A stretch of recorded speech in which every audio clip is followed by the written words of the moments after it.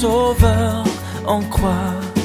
À ce grand fleuve qui passe, je m'abandonne et je crois. La religion nous empêche d'élargir l'espace. C'est pourquoi il faut renoncer à la religion.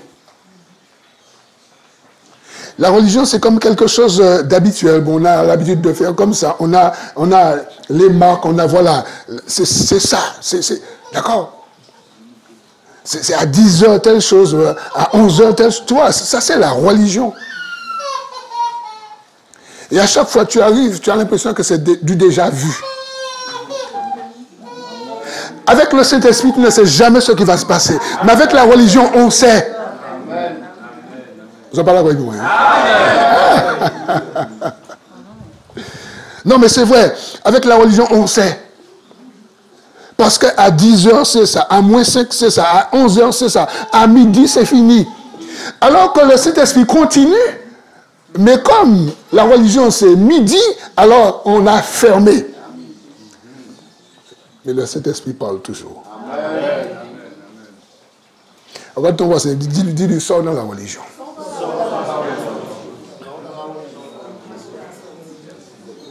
Ah, j'ai entendu quelqu'un dire, je suis déjà sorti. Ça c'est beau, ça. Ça, c'est beau. Mais lorsqu'on est dans la religion, mais bien aimé, nous fermons. On est étroit. On est étroit. Que Dieu, dans sa grâce, que le Saint-Esprit, quand ce matin, qu'il vienne nous toucher. Là où il ne nous a jamais touchés. Parce qu'il y a des points en nous où le Saint-Esprit n'a pas encore touché. Et à chaque fois qu'il touche un nouveau point chez toi, chez moi, il se passe des choses.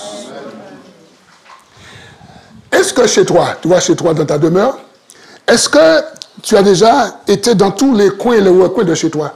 Est-ce que toute la surface de ta maison, d'accord, tu as déjà marché dans toute la surface de ta maison, tous les coins?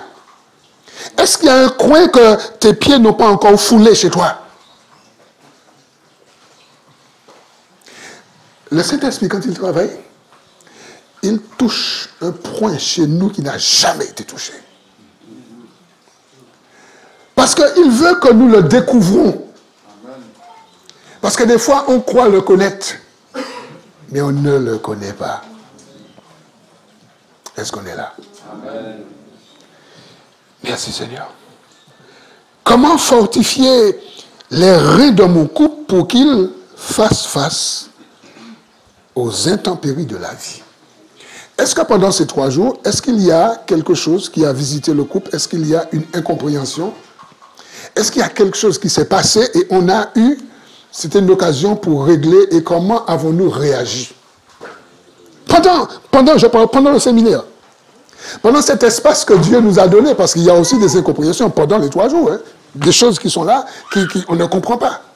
Alors, a-t-il quelque chose qui s'est passé? Et puis, on a réagi autrement qu'on réagissait.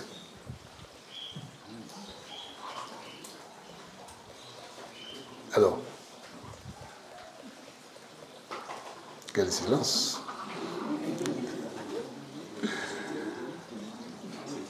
Oui? Tu peux venir témoigner? Oui, moi je passe un peu avec Nathan quand il ne mange pas. Ça m'énerve. Voilà, devant la caméra. Oui. Vas-y, parle fort.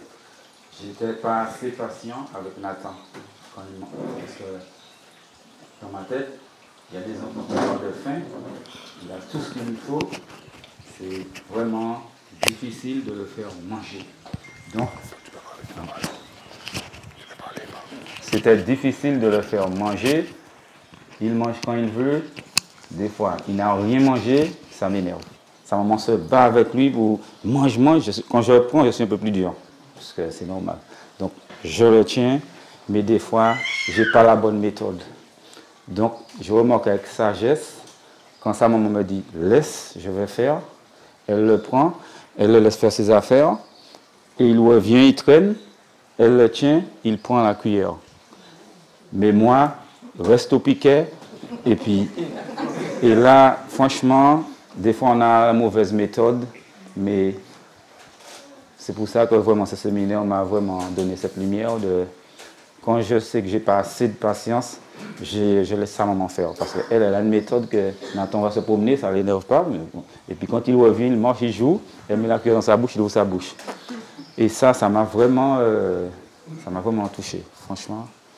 C'est pour ça que je dis vraiment, le Saint-Esprit, il te parle tantôt d'une manière, tantôt d'une autre. Donc, il faut laisser les choses sans faire de bousque-geste.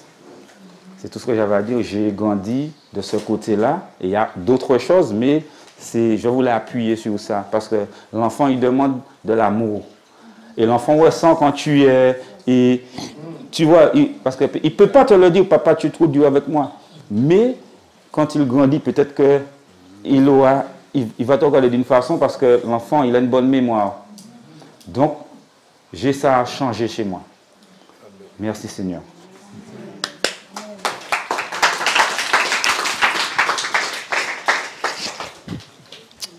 Gloire à Dieu. Et je sais qu'il y a d'autres. Merci Seigneur.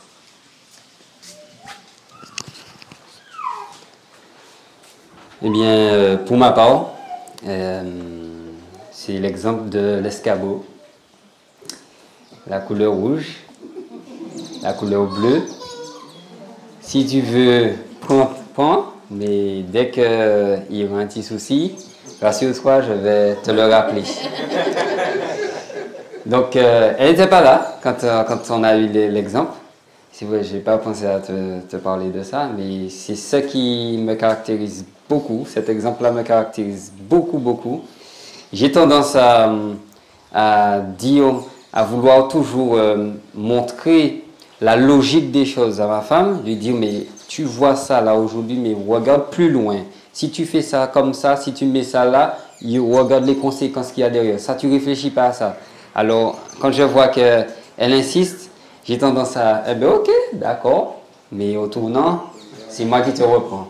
Donc, j'ai ça à vraiment changer chez moi, parce que je suis pas j'ai pas une tendance à me battre pour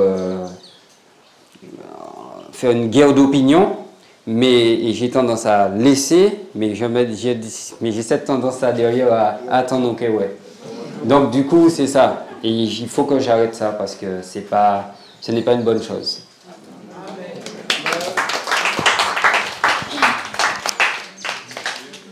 Gloire à Dieu, mon frère José Vierge.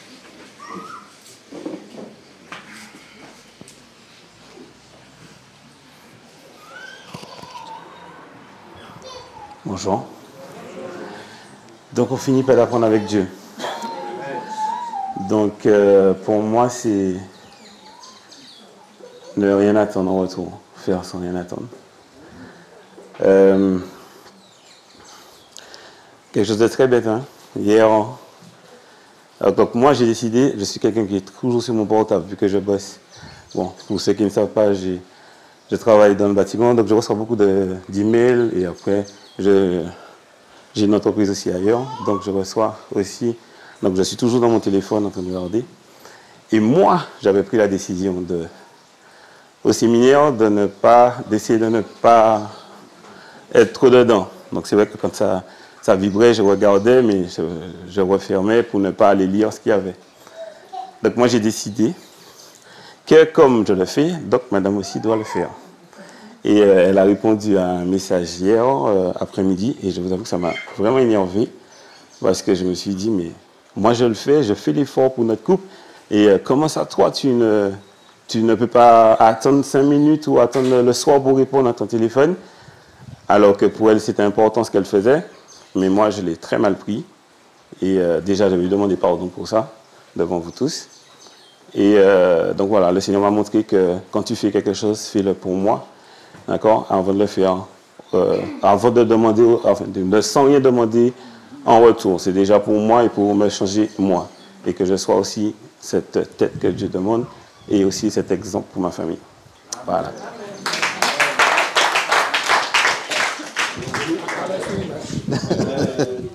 Okay. Donc bonjour à tous. Donc Et c'est vrai qu'on n'a pas fini d'apprendre, c'est une certitude. Et durant ces quelques jours de séminaire, donc c'est vrai que le Seigneur nous a parlé beaucoup à travers les différents messages, et surtout sur les 2 points, on va dire le commun accord et puis et la communication. Parce que c'est vrai que parfois, il y a ce problème parfois de communication et de commun accord. Donc, je bénis Dieu pour cela. Et je sais qu'on en a discuté, on en a prié et on aura à mettre en œuvre tout cela. C'est vrai que parfois ce n'est pas facile puisque chaque personne a parfois notre pensée, notre idée, mais avec la grâce de Dieu, je sais qu'on est déjà vainqueur. Amen. Voilà.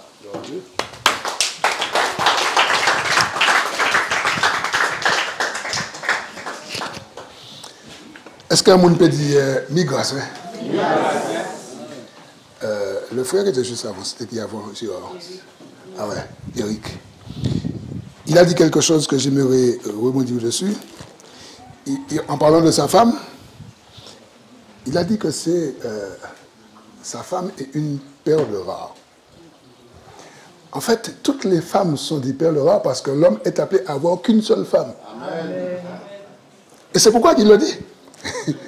D'accord? Et c'est pourquoi chaque mari, et puis bien sûr chaque femme aussi, mais chaque mari, si on prend un temps pour apprécier madame yo, il y a que c'est celle-là qui est au monde comme ça, parce que c'est celle-là qu'on ne peut pas lui défendre. Est-ce que nous là? Amen. Et c'est pourquoi que notre frère dit, mais quand il a dit ça, je dis bravo, parce que la mienne aussi c'est pareil. Ah bon? Ah, d'accord. Ah, ok. Parce que nous pouvons croire que c'est Madame Foya seulement qui... la seule perle rare au monde. Est-ce que nous sommes là? Amen. C'est-à-dire, un tel témoignage nous donne à revoir notre copie. Amen. Est-ce que nous savons apprécier la personne que Dieu a placée à côté de nous? Amen. Femme, est-ce que tu sais apprécier le mari, l'homme que Dieu a placé à côté de toi? Est-ce que tu as déjà pris le temps d'apprécier cet homme? Nous faisons les éloges. Nous cherchons les défauts. On connaît tous les défauts. Ah ouais, tu es comme ça. Ah ouais, tu vois?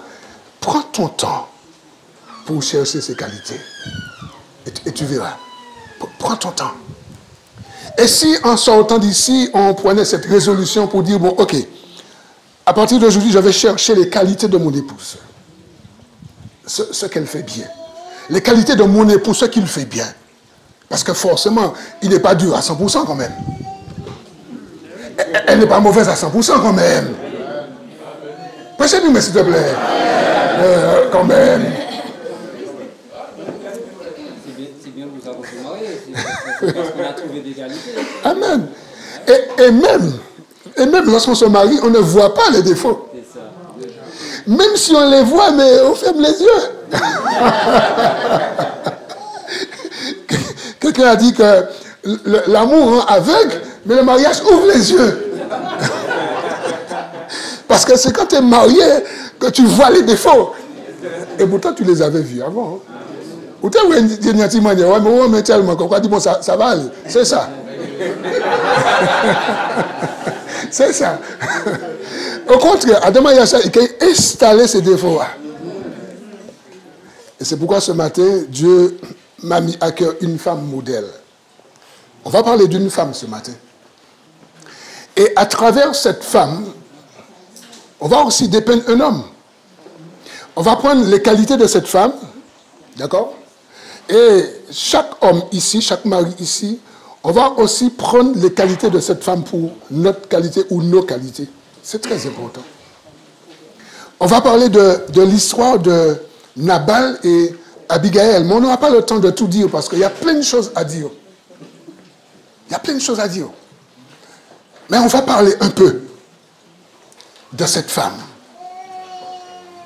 Parce qu'elle a su, même si l'histoire se termine d'une manière tragique, mais elle a su protéger son patrimoine. Elle a su protéger sa famille. Elle a su protéger pas mal de choses, même si son mari est décédé à la fin. D'accord? On ne va pas tellement parler de la mort du mari. On va chercher les qualités de la femme, même si on va en parler quand même un peu, d'accord? Mais mon but en ce matin, c'est de vanter les mérites de cette femme. Nous exciter, d'accord? Nous exciter pour que nous désirions les qualités de cette femme. C'est ça mon but en ce matin, c'est très important. Mais on va quand même parler. Le chapitre est très long. On va commencer par la fin. On va lire 1 Samuel 25. Et on va lire les versets 36 à 39. On va commencer par la fin.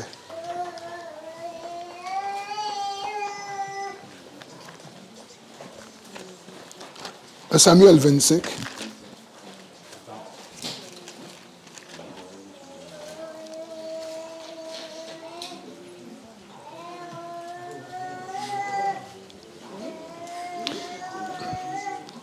Verset 36 à 39.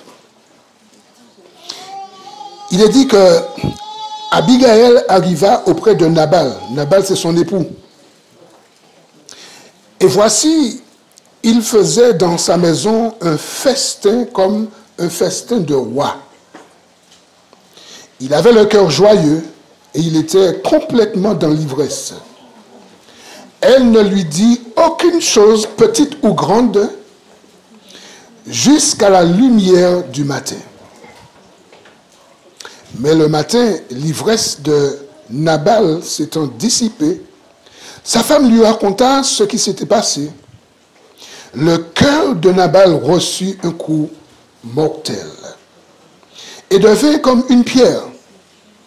Verset 38. Environ 10 jours après, l'Éternel frappa Nabal et il mourut. On a vu qui a frappé Nabal? L'Éternel. D'accord, c'est très important de souligner cela. Verset 39. David apprit que Nabal était mort et il dit: béni soit l'Éternel qui a défendu ma cause dans l'outrage que m'a fait Nabal et qui a empêché son serviteur de faire le mal. L'Éternel a fait retomber la méchanceté de Nabal sur sa tête. David envoya proposer à Abigail de devenir sa femme. Le mari de Abigail étant décédé, David va proposer à cette femme de l'épouser. Mais ça, c'est notre message. On ne va pas développer ce message en ce matin. Voilà. Ici, on a la fin d'une histoire, on va dire, tragique. La mort d'un époux, pourquoi? Parce que cet époux, il était dur. Mais on va voir un peu quelques traits de cet époux. Parce qu'à travers les traits de cet époux, on va nous reconnaître, nous les époux, mais aussi les épouses. Parce que les traits de caractère méchants de cet époux se retrouvent chez les épouses et se retrouvent chez, enfin, certains époux et certaines épouses. C'est pourquoi il est important de relever les points et s'il y a rectification à faire, d'accord, être sage et humble, comme a dit notre frère ou encore l'un des frères qui ont témoigné, pour porter rectification là où nous devons porter rectification. Le but n'est pas entendre pour entendre et dire que c'est bien. J'ai beaucoup aimé les bien-aimés qui ont témoigné. Ça c'est bien, d'accord? Et c'est ce que Dieu veut. Dieu veut ôter toute timidité, ôter toute... Parce que des fois, on aime se cacher, quoi. On ne veut pas se découvrir, on ne veut pas dire les choses. On aime bien dire les choses qui nous mettent en haut, quoi, qui nous élèvent. Mais les choses qui nous abaissent, on n'aime pas dire. Mais si le Seigneur te permet de découvrir un de tes défauts à travers ce séminaire, il est bon de dire, ok, ça c'est moi. Ça c'est moi ce défaut. Mais je ne reparle pas avec ce défaut. Parce que je prends une résolution.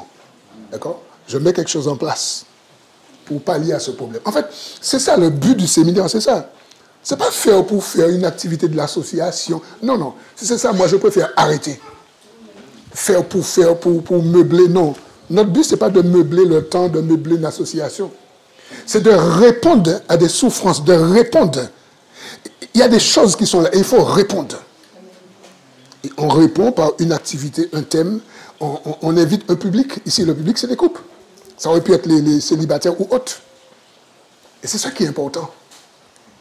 Et on est content, on donne gloire à Dieu quand on voit que Dieu travaille par son Saint-Esprit pour délivrer, pour amener les hommes et les femmes à la réalité de leurs problèmes.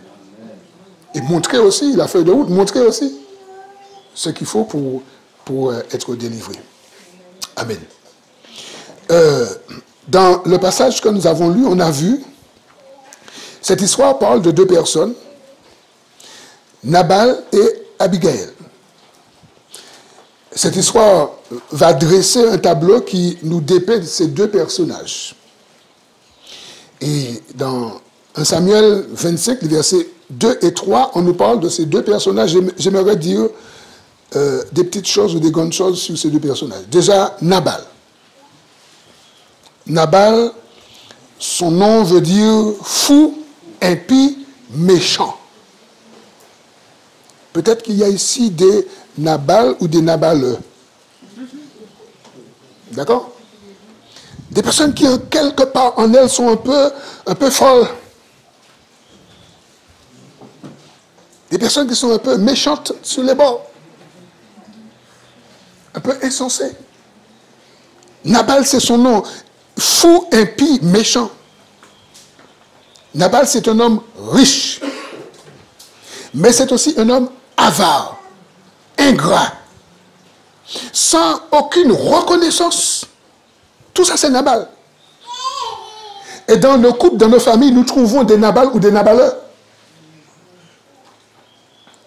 Des personnes qui donnent, donne-moi. Mais il n'y a jamais un petit coucou de merci. D'accord? Ça, c'est des Nabal. Proverbe 17, verset 12. Et Proverbe 28, 26. On va lire les deux. Alors, Proverbe 17, 12.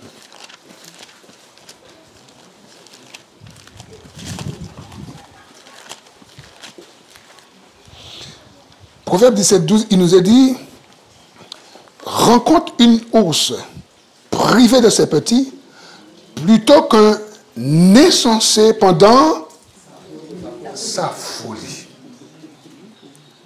Un insensé pendant sa folie est plus dangereux qu'une ours privée de ses petits. Tu sais, quand tu lis la parole, il y a des images. Parce que Dieu veut que nous puissions comprendre certaines choses.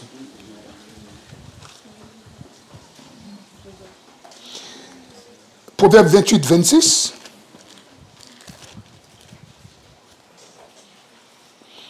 Celui qui a confiance dans son propre cœur est un insensé. Mais celui qui marche dans la sagesse sera sauvé. La sagesse sauve l'insensé, d'accord, mais qui prend une résolution. Parce qu'on n'est pas forcément un insensé, mais on peut être insensé dans un domaine bien précis. Mais si nous constatons, nous remarquons que nous sommes insensés dans tel ou tel domaine, c'est l'occasion de se repentir et de porter rectification, puisque ici on nous dit au verset 26, deuxième partie, mais celui qui marche dans la sagesse sera sauvé. C'est très important. Maintenant, on va lire quelques versets ou encore je vais juste faire mention. 1 Timothée 6, verset 10. L'amour de l'argent est la racine de tous les... Nabal était riche. Chers couples, chers frères, chères sœurs, nous avons des richesses. Il y a des choses qui font notre valeur. Il y a des choses auxquelles nous tenons, auxquelles nous préférons plus que notre époux, notre épouse. Et c'est ça qui fait notre valeur, c'est ça qui fait notre richesse. Mais ici, la Bible dit que, c'est Paul qui le dit dans 1 Timothée 6,10, que l'amour de l'argent, l'attachement à la richesse. La richesse n'est pas un problème, c'est l'attachement que nous allons mettre à la richesse, l'attachement que nous allons mettre à l'argent, à la chose, à la maison, à la voiture. C'est l'attachement qu'on va mettre. Et en même temps, on est idolâtre. C'est pourquoi ici, il est dit que l'amour de l'argent, eh bien, c'est la racine de tous les maux. Luc 9, 25, Jésus dit, « Et que servirait-il à un homme de gagner tout le monde s'il détruisait ou s'il perdait son âme? » Et nous, on va dire s'il perdait son couple, son épouse, son époux. Que servirait-il à un homme? Luc 9, 25. À quoi ça te sert d'être riche et d'appauvrir ta femme ou ton époux? Ça sert à quoi? Notre frère nous a parlé de ses prouesses. Hein? Médaille par-ci, médaille... Mais c'est bien ça. Parce qu'il y a bien une idée médaille à soubifer. D'accord, c'est pas mauvais. Mais il nous a montré, en quelques mots, il nous a montré. D'un côté, il y avait une grande souffrance, il y avait un vide, il n'y avait personne de côté. Et de l'autre côté, il y avait la gloire. Et c'est ça le problème. C'est ça le problème chez nous. C'est pourquoi il faut qu'on sache faire les priorités, qu'on reconnaisse les priorités. Je crois que c'est mon frère qui a posé la question hier par rapport lorsque on a évoqué le sujet d'arrêter de travailler. C'est toi qui as posé la question. Dans la réponse, il y a une notion de souffrance. Si on n'est pas prêt à souffrir, ce n'est pas la peine. Parce qu'on va souffrir doublement. Si on n'adopte pas la mentalité de Christ, ce n'est pas la peine de laisser ton travail. Ce n'est pas la peine de laisser la chose. Parce que tu vas souffrir doublement. Doublement. Et ça sera plus grave. Tu vas entrer dans un enfer. Et tu vas en vouloir toutes les personnes qui te donnent des conseils. Alors que le problème, c'est toi. C'est pourquoi j'aime beaucoup 1 Pierre 4, 1, 2, 3. Jésus-Christ ayant souffert, nous aussi ayons la même pensée. Épousons la pensée du Christ. Épousons cette pensée, adoptons cette pensée. D'accord? C'est très important. Christ ayant souffert dans la chair, nous aussi, armons-nous de cette même pensée. Quand soit un gardien de force de l'ordre, un policier, un gendarme va s'armer, qu'est-ce qu'il fait? Il va mettre ceinture, il va mettre fusil, boutou, il va mettre tout. Il met tout ce qu'il lui faut pour se défendre. Eh bien, ici, on nous dit que notre arme, c'est la pensée du Christ. Armons-nous de la pensée du Christ. Christ, quand il est venu sur la terre, il savait qu'il devait souffrir. Et il était d'accord pour souffrir. Et c'est parce qu'il a souffert qu'aujourd'hui, ça nous donne du bonheur. Est-ce que nous sommes là? Ça veut dire que si, si vous n'avez pas ni notion de là, si vous n'avez pas épouser mentalité de là, non, si vous n'avez pas épouser mentalité de là pour souffrir, madame, vous pouvez ni pièce bonheur. Ma vous pouvez ni pièce bonheur. Est-ce que nous sommes là? Parce que c'est lorsque nous allons adopter, nous allons être d'accord avec la Bible pour accepter la pensée de souffrir comme Christ. On verra qu'après, les autres versets nous disent le problème du péché, c'est réglé dans notre vie. Amen. Il y a des péchés qui demeurent dans les couples. Il y a des péchés qui demeurent chez les époux. Il y a des péchés qui demeurent chez les épouses. Pourquoi? Parce qu'on n'est pas prêt pour souffrir. Alors que ce verset nous dit que si nous épousons, nous adoptons la pensée de Christ, la mentalité de Christ pour souffrir, le problème du péché, c'est réglé. Amen. Est-ce que nous sommes là? Ça veut dire que quand nous le voulons ou non, la solution est dans la mentalité de Christ. Et là, on verra que le problème sera réglé. On verra. Il n'y a pas de croissance sans souffrance, il n'y a pas de victoire sans souffrance. Il n'y a pas de mort de soi. Il n'y a pas de mort de soi sans victoire. Jean 12, 24, où Jésus parle de lui, mais il parle de nous. Si la semence, Jésus c'est la semence, Jésus c'est la parole. Si la semence, si le grain de blé qui est tombé en terre, s'il reste seul, il ne meurt pas. Et si le grain de blé ne meurt pas, il n'y a pas d'arbre, il n'y a pas de fruits, il n'y a rien du tout. Mais Jésus dit, mais s'il meurt, ça veut dire que si nous mourons à nous-mêmes, si nous sommes d'accord pour mourir à nous-mêmes, la mort de soi, renoncer à son je, renoncer à je n'aime pas que tu me fasses ça, je t'ai déjà dit ça. Est-ce que nous sommes là? Renoncer à ce qu'on n'aime pas, je t'ai déjà dit que je n'aime pas ça. Et lorsqu'on est mort à soi-même, l'autre te fait les choses que tu n'aimais pas et tu lui dis merci. Parce que tu es mort à toi-même. C'est pourquoi les personnes qui voulaient suivre Jésus dans Matthieu 16, 24, Jésus dira que si quelqu'un veut venir après moi, la première chose qu'il a à faire, c'est de mourir lui-même, qu'il renonce à lui-même. Tu penses que tu pourras évoluer avec ta femme, avec ta mentalité, avec ta manière, avec ta tête de je ne sais trop quoi? Oui, qui a dit ça? D'accord. C'est pas moi, hein?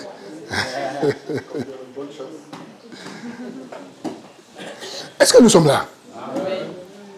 Jésus dit que si vous voulez me suivre, avant de me suivre, vous devez renoncer à vous-même. Ensuite, deuxièmement, vous devez porter votre croix. Et ensuite, vous pourrez ou vous pouvez me suivre. Il y a au moins 2 étapes avant de suivre le Seigneur Jésus. Tu vois? Et c'est ça là. Alors, on va parler un peu d'Abigail. Abigail, son nom veut dire dont le Père s'est réjoui. Le mot d'Abigail, d'accord, la lecture que nous devrions avoir de ce nom, c'est dont le Père s'est réjoui. Le papa d'Abigail, il se réjouissait quand il voyait cette jeune fille, cet enfant et cette femme. C'était son nom. Dont le Père s'est réjoui. Le nom d'Abigail. Vous savez, à chaque nom est attaché des qualités ou des défauts ou un penchant ou une droiture ou, d'accord? Abigail. Et dans nos couples, il doit y avoir des Abigail. C'est très important. Parce que quand il y a une Abigail dans un couple, ce couple sera sauvé. Mais pas Abigail du nom seulement. Il faut que cette Abigail épouse l'Abigail que nous allons dépeindre ce matin. Il faut épouser cette femme. Il faut avoir les qualités de cette femme. C'est très important. C'était une femme sage, une femme de bon sens, une femme gracieuse, une femme belle de figure, une femme intelligente, comme a dit notre frère tout à l'heure. Il a dit que sa femme priait pour elle. Il a dit que c'est une femme intelligente. En fait, c'est une Abigail. Et les hommes, quels sont les hommes ici qui ont à côté d'eux une Abigail?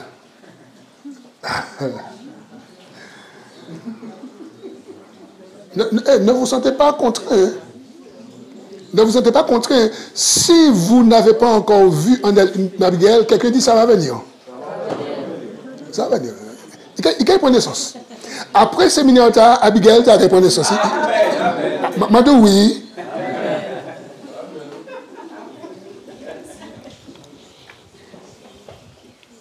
Proverbe 12, verset 4.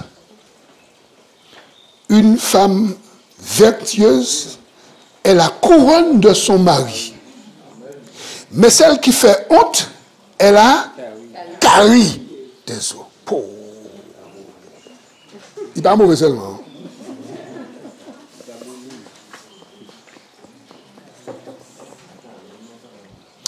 Une femme vertueuse, remplie de vertu. Ici, on nous dit que Abigail, elle était belle de figure. C'était une belle femme. Mais être belle ne suffit pas. Mes chères sœurs, des fois, vous prenez beaucoup de temps pour vous faire belle, et quand on vous regarde, vous êtes belle. Mais dis à quelqu'un pour moi, s'il te plaît, ça ne suffit pas. C'est pourquoi tu as des maris qui ont couru après de belles femmes, et dans quelques mois, ils ont quitté là. Ah, c'est vrai? Je m'appelle nous, c'est vrai, puisque nous avons joué. Nous avons joué des belles femmes sous des bancs de touche. Et pourtant, ils sont belles. Mais ils ne sont pas belles, ils n'ont pas ni la beauté intérieure. Nous avons joué des belles boucles aussi, sous des bancs de touche pouchi, parce qu'ils n'ont pas ni la beauté intérieure. Ils sont belles, ils ont une belle taille, ils ont une belle route, ils ont parlé belle, ils ont une belle yeux, ils ont une belle suivre, ils ont une belle. Oui! Mais on dit dans yo. On dit ça, on dit dans yo.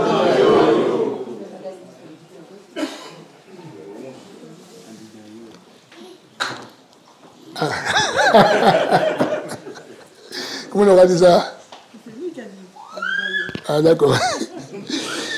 Béni soit l'Éternel. Il y a des types de femmes qui sont recommandées dans la Bible. J'ai pris 3 exemples. Sarah, 1 Pierre 3,6, elle appelait son mari Seigneur, elle lui était soumise. On a vu avec notre frère Marival, d'accord? On a parlé largement. Marthe, la sœur, pas Marthe, Marie, la sœur de Marthe, Luc 10, 39, elle était assise au pied du Seigneur et elle écoutait, elle mangeait, elle buvait la parole du Seigneur.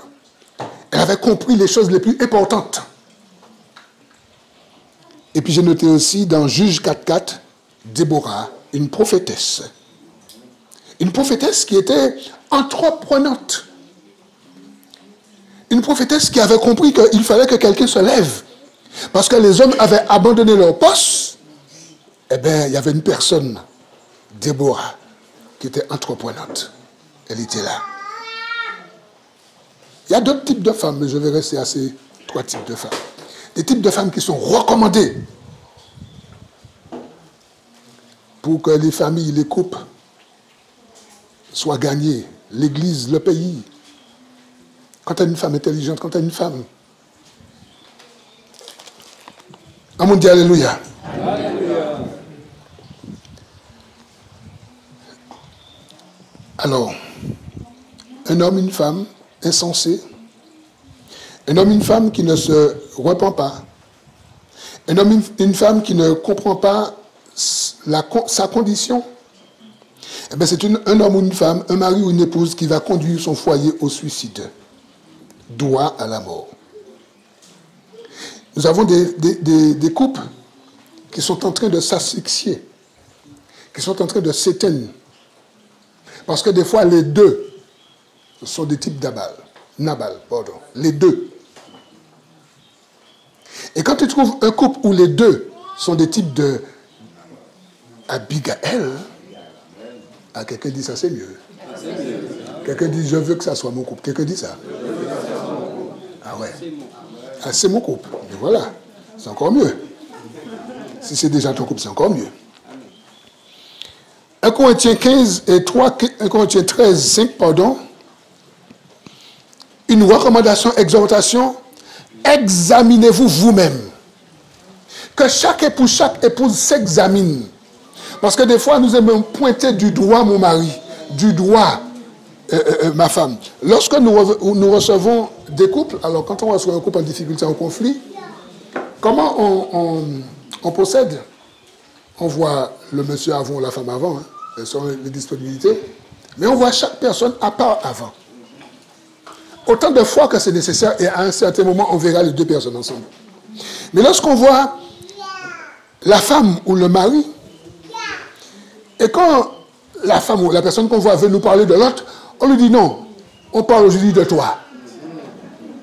Parce qu'il nous est plus facile de parler de mon mari. Il a fait ci, il a fait ça. Non, mais aujourd'hui, on parle de toi. Arrête de parler de ton mari. C'est très important de s'examiner soi-même. Parce qu'on veut toujours accabler l'autre. Mais on a des choses à nous reprocher. On a des choses à rectifier de notre vie. Et c'est un exercice que chaque époux doit faire. Examinez-vous vous-même pour savoir est-ce que vous êtes dans la foi, est-ce que vous êtes dans la bonne direction. Matthieu 5, versets 25 et 26. Ça, on va le lire.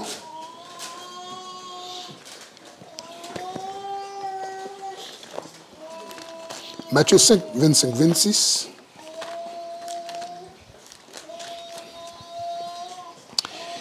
Ici,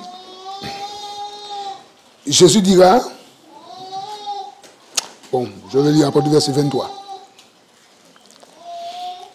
Si donc tu présentes ton offrande à l'autel, et que là tu te souviennes que ton frère a quelque chose contre toi, laisse là ton offrande devant l'autel et va d'abord, vous voyez, va d'abord, il y a une priorité. Va d'abord te réconcilier avec ton frère, avec ton épouse ou encore ton époux. Puis, reviens ou viens présenter ton offrande. Et puis verset 25, il est dit, accorde-toi promptement avec ton adversaire, bien que ton époux, ce n'est pas ton adversaire, c'est quelqu'un avec qui tu as un conflit, d'accord, mais ce n'est pas ton adversaire. Pendant que tu es en chemin avec lui, de peur qu'il ne te livre au juge, que le juge ne te livre à l'officier de justice, et que tu ne sois quoi? Mis en prison. En prison, pardon. Je te le dis en vérité, tu ne sortiras pas de là que tu n'aies payé le dernier cadran. Et là, l'accent est sur accorde-toi promptement, ça veut dire rapidement. Accorde-toi. Ne laisse pas traîner le dossier. On a laissé traîner des dossiers 1 mois, 2 mois, 1 an, 2 ans, et ça traîne encore. Et à un moment, c'est normal que ça va finir par un drame, par une séparation, par un crime, vous savez, il y a tellement de choses.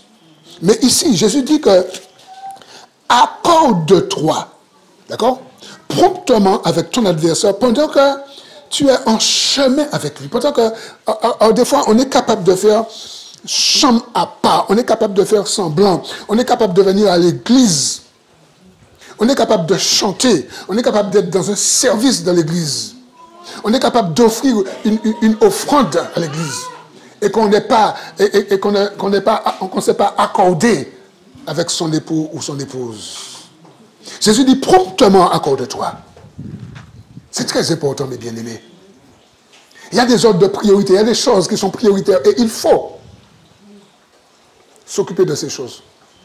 Nous avons laissé traîner trop de choses. Je te remercie, ma soeur. On a laissé traîner trop de choses. Et nous devons prendre ce temps pour nous accorder. Il y a des problèmes dans les couples ici qu'il faut régler. Et c'est pourquoi que nous sommes là. Et je sais que ça a commencé, et merci Seigneur. Amen. Mais il faut les régler. Ça va nous coûter ce que ça va nous coûter.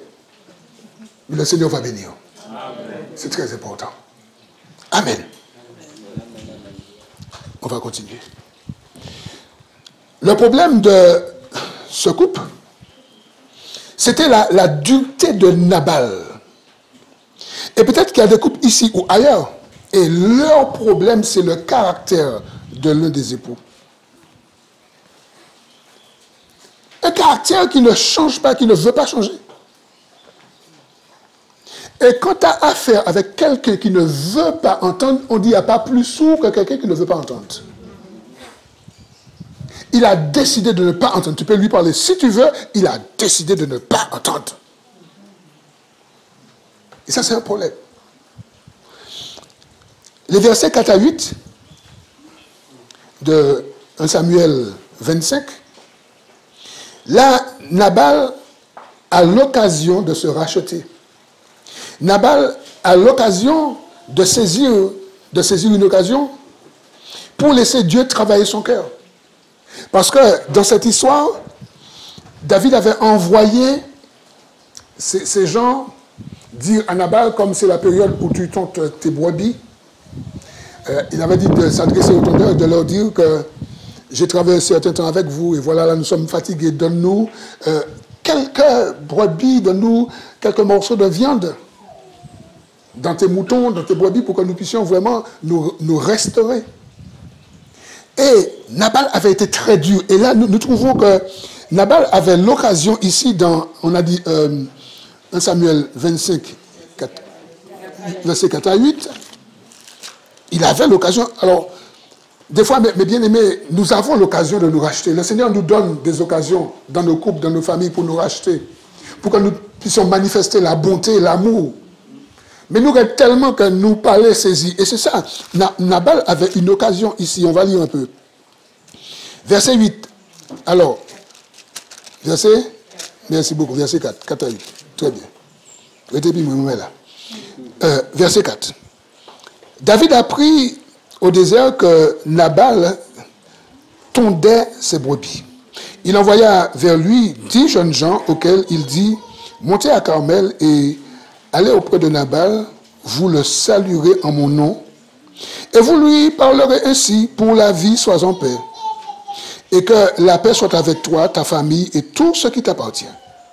Et maintenant j'ai appris que tu as les tondeurs, or tes bergers ont été avec nous, nous ne leur avons fait aucun outrage, et rien ne leur a été enlevé pendant tout le temps qu'ils ont été à Carmel. Verset 8. Demande à tes serviteurs et ils te diront que ces jeunes gens trouvent donc grâce à tes yeux, puisque nous venons dans un jour de joie. Donne donc, je te prie, à tes serviteurs et à ton fils David ce qui se trouvera sous ta main jusque-là. On voit que Nabal a l'occasion de manifester la gratitude, il a l'occasion de manifester la bonté. Mes amis, des fois dans notre couple, je fais un parallèle, celui qui est dur, Dieu lui tend une ou plusieurs perches pour qu'il puisse effectivement saisir cette occasion pour manifester de la bonté, pour pardonner, pour saisir. Mais des fois, lorsque nous sommes durs, nous avons déjà dit, comme disait quelqu'un hier, je ne sais pas si hier on disait ça, on a déjà dit, je crois que c'est Giovanni qui disait ça, on a déjà dit que moi, on parle femme fait la fête de moi, on parle homme fait la fête de moi. On a déjà dit des choses. Ça veut dire qu'on s'est forgé une carapace parce qu'on a souffert dans le passé. Alors, comme on s'est forgé une carapace, eh bien, nous a dit que personne ne peut changer nous. Mais Dieu nous donne des occasions. Amen. Dieu nous tend une ou plusieurs perches. Amen. Ici, Nabal, il avait l'occasion de manifester l'amour, l'hospitalité. Mais on va voir sa réponse au verset 9. Il est dit, lorsque les gens de David arrivaient, ils répétèrent à Nabal toutes ces paroles au nom de David, puis ils se turent. Nabal répondit aux serviteurs de David, qui est David? Et qui est le fils d'Isaïe? Il y a aujourd'hui beaucoup de serviteurs qui s'échappent d'auprès de la maison de leur maître, d'auprès de leur maître du moins, et je prendrai mon pain, mon eau et mon bétail que j'ai tué pour mes tondeurs, et je les donnerai à des gens qui sont, je ne sais d'où. Les gens de David rebroussèrent chemin, et ils s'en retournèrent, et ils redirent à leur arrivée toutes ces paroles à David. Mes amis, à partir de ce moment, l'histoire va se tourner au tragique. Parce que David va prendre une décision, il va arrêter, il va dire, ok, Nabal, ou qu'on non, ou qu'on bien porté non, eh bien ok, là, pas de problème, je vais faire ça fort.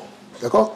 David a décidé de décimer cette famille, de tuer tout le monde, c'est fini. Mais bien aimés, dans le couple, nous entendons ici ou là-bas, en France, on entend des fois des familles, des hommes qui tuent leurs femmes, leurs enfants et après qui se donnent la mort. On entend des choses. Mais des fois, ça fait un moment que ça dure. Dieu donne plusieurs occasions à une famille, à un couple, à une femme, à un homme, d'accord, de sortir dans cette impasse, de sortir. Mais des fois, on a le cœur dur. Des fois, on ne veut pas s'humilier. On ne veut pas descendre. Des fois, ce sont des histoires, on va dire, bêtes. Ce sont des pécadilles. Mais à force qu'on est dur, là, pour un pleur. D'autres choses s'ajoutent sur les choses qui sont minimes. Et ça devient un drame. Ici, Nabal, par sa dureté, il va dire que moi, je ne fais pas, je suis pas bon, je ne vais pas faire de bonté, je ne vais pas faire de courtoisie. C'est comme ça, moi, il manque au moins. J'aimerais dire à un homme ce matin, à un frère, à un époux, à une épouse ce matin, j'aimerais te dire peut-être que la vie, parce que des fois la vie fait de nous des choses. Nous passons dans des zones. Nous traversons des mésaventures, des choses qui nous bouleversent, qui nous choquent. Et nous prenons des décisions parce que nous souffrons. Parce qu'il y a des souffrances qui marquent l'âme. Des fois, l'âme est marquée par une souffrance. Mais le Seigneur est plus fort que toutes ces souffrances. Quand tu viens à Christ, quand quelqu'un vient à Christ, c'est Paul qui le dit dans Galates 3, 27. Paul dit que tous ceux qui sont baptisés en Christ se sont habillés de Christ. Il y a un message dans ce verset. Galates 3, 27. Tous ceux qui ont été baptisés en Christ, tous ceux qui sont repentis, tous ceux qui sont convertis, d'accord? Eh bien, la Bible nous dit que ces personnes ont revêtu Christ, sont habillées de Christ. Et si tu es habillé de Christ, si tu as épousé Christ, forcément, avec Christ, tu as la capacité. Avec Christ, tu as ce pouvoir. Avec Christ, tu peux manifester cet amour, tu peux saisir les occasions. Et j'aimerais parler pour un époux ou une épouse en ce matin. Pour te dire, ne sois pas un Nabal et ne reste pas un Nabal. C'est surtout ça. Ne reste pas. Parce que tu sais, la vie peut faire de nous un Nabal. Puisqu'on a traversé des souffrances, des choses, on nous a trompés, on nous a trahis, nos parents nous ont rejetés, on nous a violés, voilà, on a eu une copine ou un copain, bon, la personne, voilà. Mais quand tu rencontres Christ, tu ne peux pas rester un Nabal quand même. Parce que quand tu rencontres Christ, tu entends un message, tu donnes ta vie à Jésus, tu te repens, tu te baptises, d'accord? Le Saint-Esprit fait un travail en toi, tu revêts Christ. Tu t'habilles en Christ. Je ne sais pas, est-ce qu'il y a quelqu'un qui m'entend là? Et ce n'est pas possible que tu revêts Christ et que tu restes la personne que tu étais. Quelqu'un dit, il y a un problème quand même. Mais oui, il y a un problème. C'est où tu veux rester Nabal, et si c'est ça, c'est ton problème. Parce que si tu veux rester Nabal, même Dieu ne peut rien faire pour toi. Parce que Dieu ne va pas violer ta décision, non. Dieu peut te regarder et ton regard, c'est fini. Mais comme Dieu est amour, il respecte ta décision. Mais maintenant, si tu veux devenir une Abigail, alors Dieu est déjà prêt pour te toucher. Parce qu'il veut que ton couple soit sauvé, que ta famille soit sauvée, que ton patrimoine soit sauvé. Et ça, c'est important. D'accord? Et ce méchant, on l'a vu, j'ai marqué deux petites choses sur lui encore. Par son avarice, il était avare d'amour, avare de grâce, avare de miséricorde, avare de pardon, avare de dons, avare en argent.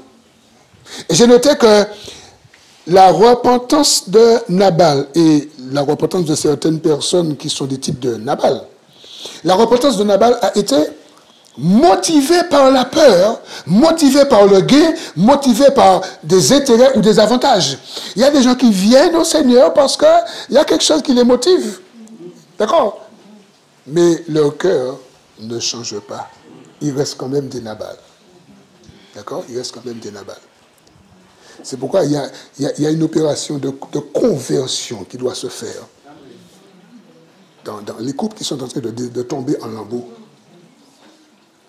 Une vraie conversion. Un couple converti, c'est un couple qui va jusqu'à la mort.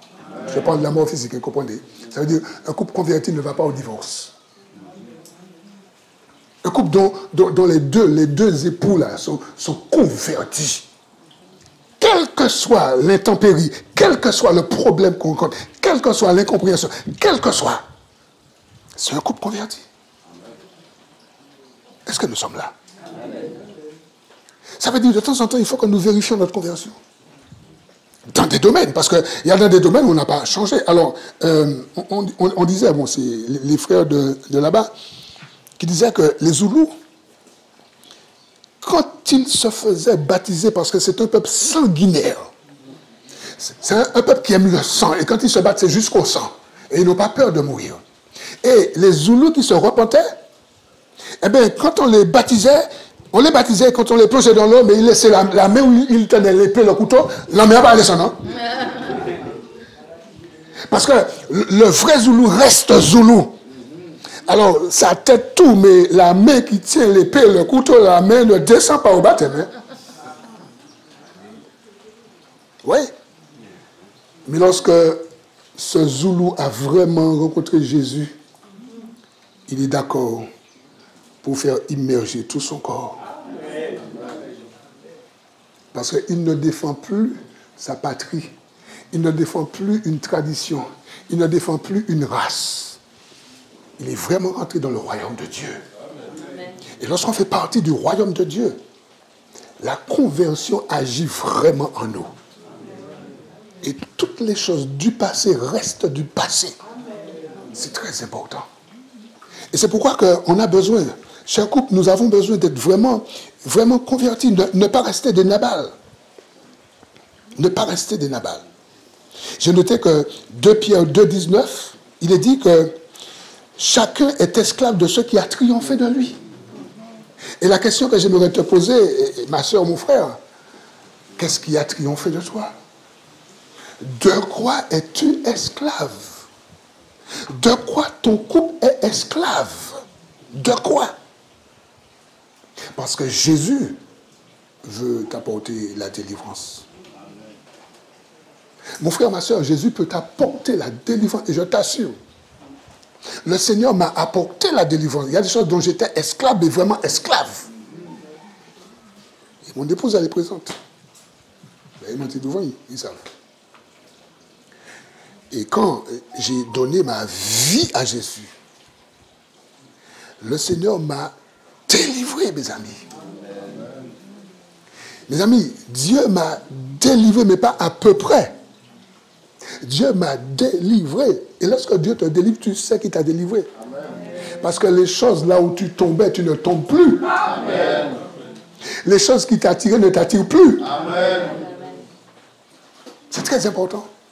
Et c'est pourquoi que les choses dont nous sommes esclaves encore, présentons ces choses au Seigneur. Prions contre ces choses. Et demandons au Seigneur de mettre en nous le dégoût de ces choses. Mes amis, le dégoût. Ne lâchez pas le morceau, ne lâchez pas le morceau. Jusqu'à ce que le Seigneur vous délivre totalement. Amen. Appelez le dégoût. Lorsque tu as quelque chose de dégoût, tu as envie de dégueuler, de vomir. C'est ça le dégoût. Et quand tu es dégoûté de quelque chose, tu ne peux plus revenir. Mais tant que la chose c'est ton ami, tu la caresses, tu la cajoles, tu la défends, le Seigneur ne va pas te délivrer. Parce que cette chose-là, c'est ton ami. La cigarette, c'est ton ami. L'alcool, c'est ton ami. La masturbation, c'est ton ami. La pornographie, c'est ton ami. Le jeu, c'est ton ami. La prostitution, c'est ton ami. Si la chose, c'est ton ami, Dieu ne va pas te délivrer. Parce que lorsqu'on te parle de cette chose, tu te défends, tu dis, ah mais non, mais tu sais, tu vois. Mais si tu reconnais, si tu commences à pleurer sous ton sort, si tu reconnais vraiment que là, tu as un problème, je t'assure, mon frère, ma soeur, tu commences à entrer dans le dégoût de cette chose. Mais tant que tu défends la chose, tu n'es pas encore prêt à ce que Dieu te délivre. Est-ce que nous sommes là? C'était le problème de Nabal. C'était son problème, Nabal. Quelqu'un dit c'est dommage pour lui. Par ton attitude, mon frère, ma soeur, femme, mari, attitude méchante, attitude égoïste, tu irrites ton époux ou ton épouse comme Nabal a irrité David. David a été irrité lorsque David a vu le comportement de Nabal. Des fois, nous avons des époux et des épouses qui sont irrités. Pourquoi? Par rapport au comportement de l'autre. C'est pourquoi le Seigneur dit, laisse là ton irritation. Ne te venge pas. Ça serait mal faire. Ne te venge pas. Donne et là je parle à quelqu'un. Donne à Dieu ton irritation. Ton époux t'irrite. Ton épouse t'irrite. Donne à Dieu cette irritation. Ne garde pas cette irritation. Donne à Dieu cette irritation.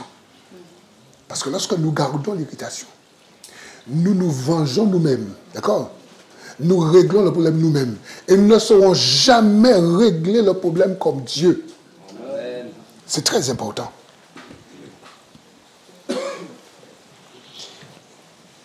Il y a j'ai parlé de types de femmes, j'ai noté des types d'hommes qu'il faut renoncer, qu'il faut proscrire dans sa vie, qu'il faut éviter. Saül, 1 Samuel 16, 1 Samuel 15, 10 et 11. Saül a été rejeté. Saül se détournait des commandements de Dieu. Et pourtant, Dieu l'avait, oui. Mais après, Dieu a dit, c'est bon, je l'ai rejeté parce qu'il est têtu, il n'obéit pas et il se détourne de mes commandements. Ne soyons pas des Saül.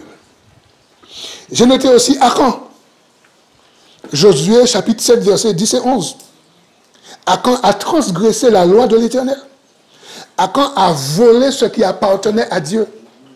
Akan a pris manteau, bijoux, etc., etc., d'accord? Vous relisez toute l'histoire, vous verrez. Eh bien, ce sont des types d'hommes à éviter. Parce que Akan était un transgresseur. Et lorsque nous lisons les versets 24 et 25 de Josué chapitre 7, on voit que Akan, sa femme, ses enfants, sa famille, ses bœufs, ses meubles, tout ce qui appartenait... Mes amis, à chaque fois que je lis ce passage, c'est triste. Josué chapitre 7, lisez tout le chapitre, mais à la fin du chapitre, les versets 24 et 25, mes amis, je ne comprends pas comment un homme dur, il a désobéi, un type d'Akan, ne soyez pas des types d'Akan. Par rapport à son comportement, sa femme est morte, ses enfants sont morts, ses bœufs, son cheptel, tout ce qu'il avait, son patrimoine, ses meubles. Je ne sais pas ce qu'on note dans le message. Lorsqu'on est un type d'Akan, un type de Saül, un type de ces hommes, un type de Nabal, nous amenons notre ménage, notre couple, notre foyer au suicide, à la mort. Est-ce que nous sommes là? Regarde ton voisin, dis-lui, ne sois pas un type de ces hommes. J'ai noté aussi dans le Nouveau Testament, 2 Timothée 4, 10, et là on nous parle de Démas. Il a abandonné la foi pour le siècle présent. On a des époux, des épouses qui abandonnent leur couple pour le monde, pour le siècle présent. Type de Démas, ne soyons pas ces types d'hommes. C'est très important. Que Dieu, dans toute sa grâce, nous donne à saisir ce message. Comment fortifier les reins de mon couple pour qu'il fasse face aux intempéries de la vie. En désirant d'être un type de l'une de ces personnes, les femmes dont j'ai présenté, un type de Jésus, un type de Paul. Et dans notre vie, on a des types de frères, de sœurs là, qui ont décidé d'avancer, de ne pas revenir en arrière. Et là, on va descendre à la conclusion.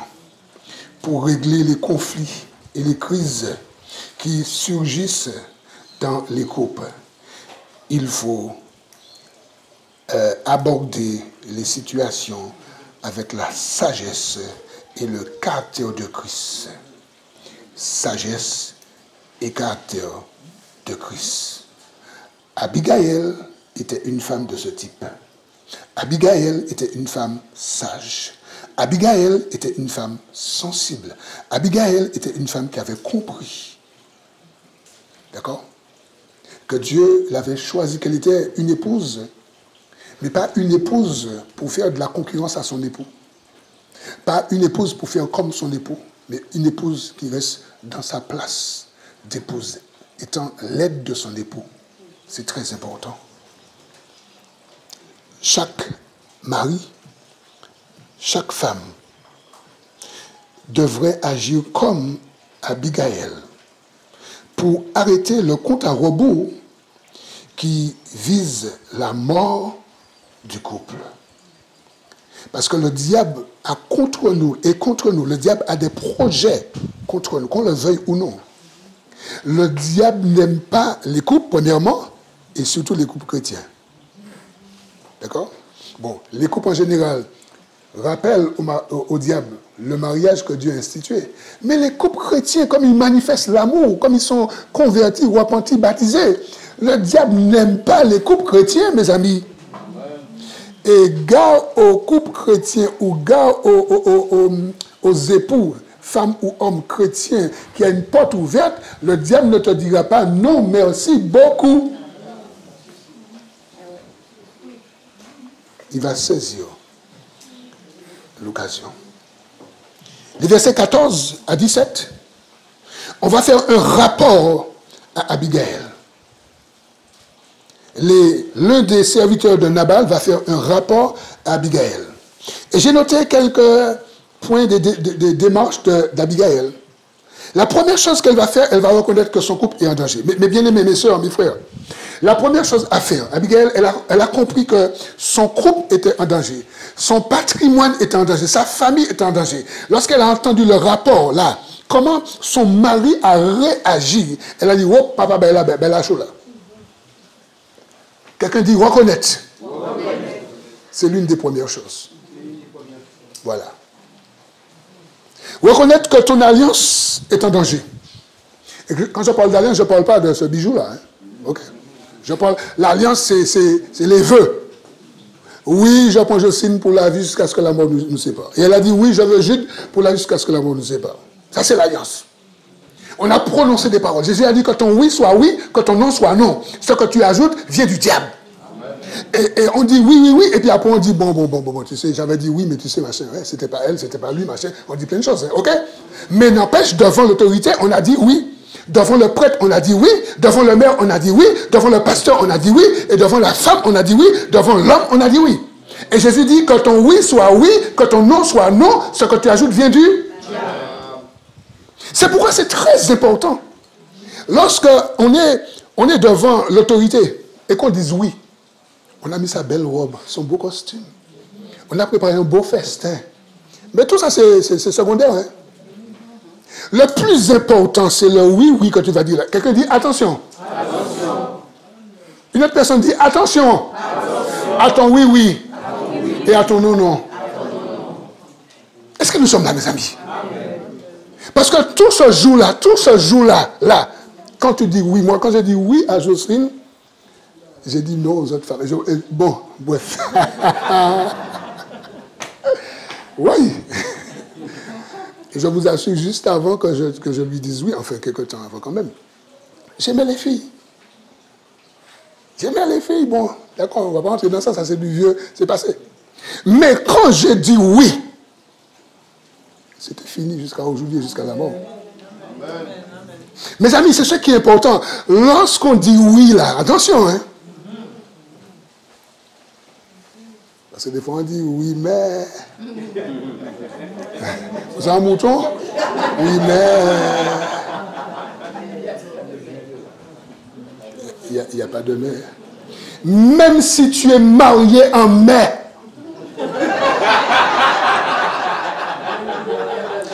il n'y a pas de mais. Amen. Est-ce que nous sommes là? Amen.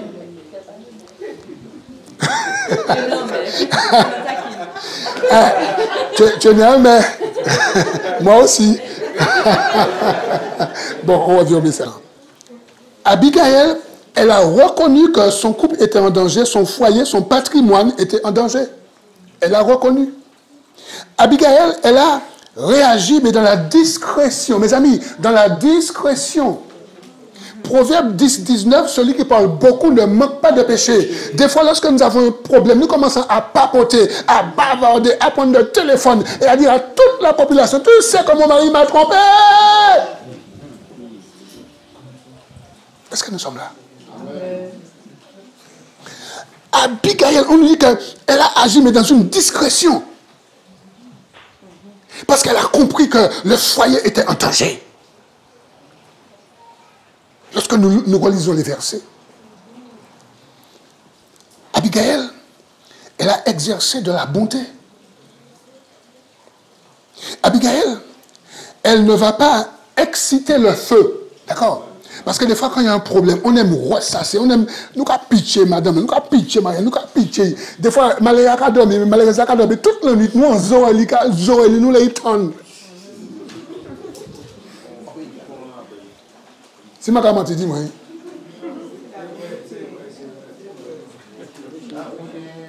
nous attendons, comme là, on est, à marcher tout, il pas attendre, l'autre est de mieux, c'est un peu, pas vous savez.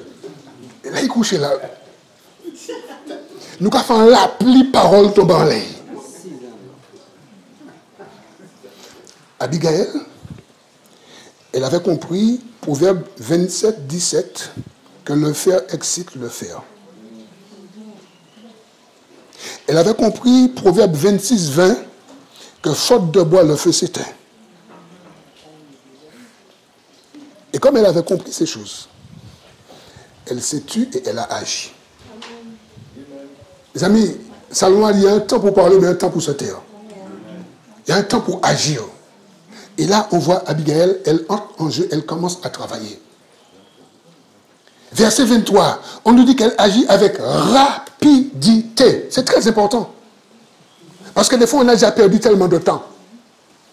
Et au verset 23, elle agit avec rapidité. On a vu tout à l'heure dans Matthieu 5, 25, accorde-toi promptement, rapidement. Parce qu'on a perdu trop de temps. Rachetez le temps quand les jours sont mauvais. Il y a des problèmes qu'on a laissés parce qu'on n'avait pas compris que c'était important. Mais quand Dieu nous ouvre les yeux, quand Dieu enlève le voile sur nos yeux, on comprend que là, il faut agir. On a perdu trop de temps.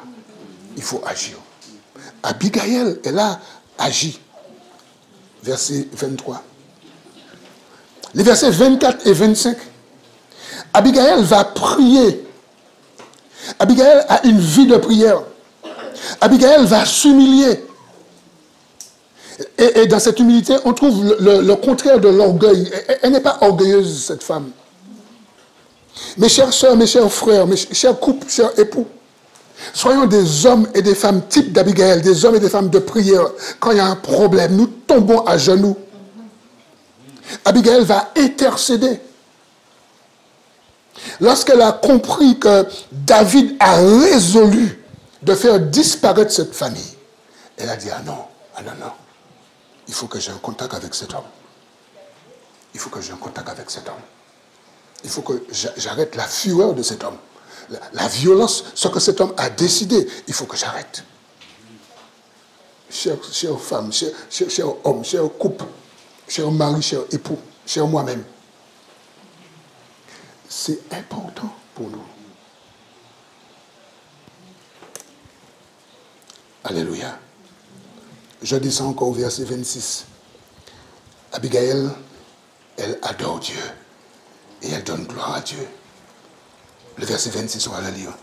Elle adore Dieu et elle donne gloire à Dieu. Toutes choses concourent au bien de ceux qui aiment Dieu. Verset 26.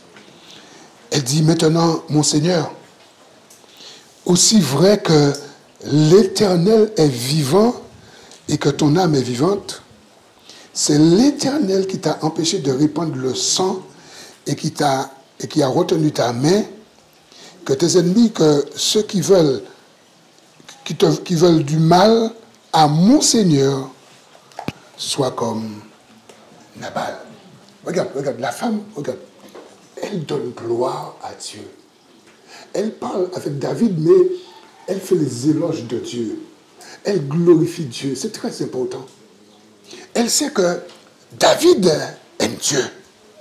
Mais David, sa partie charnelle, a résolu de faire quelque chose. Vous voyez? Abigail ne vient pas avec ses propres arguments.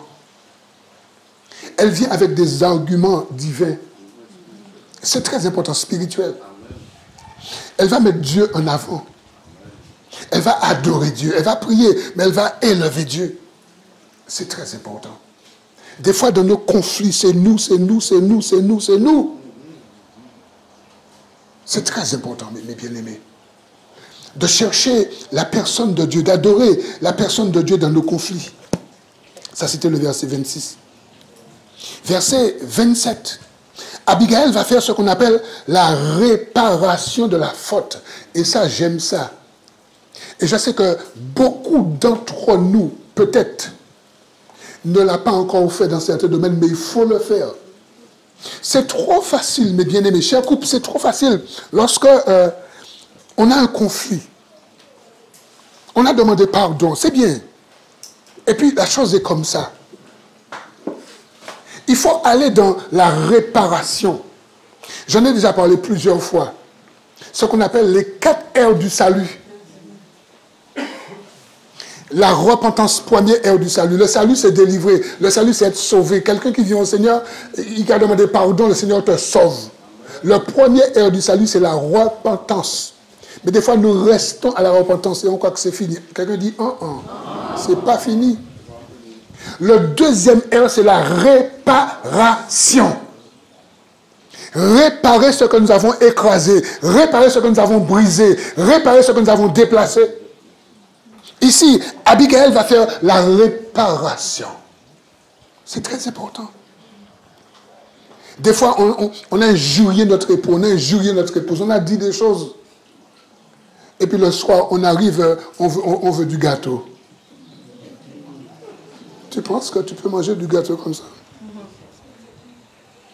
Tu penses que tu peux manger du gâteau comme ça? Est-ce qu'on est là? Il faut aller à la réparation. Et il faut prendre du temps pour la réparation. Sinon, le gâteau, ça mange sans goût. Parce qu'il y en a qui sont contraints à manger. Alors on va manger, mais c'est sans goût. On n'apprend même pas le goût du miel dans le gâteau.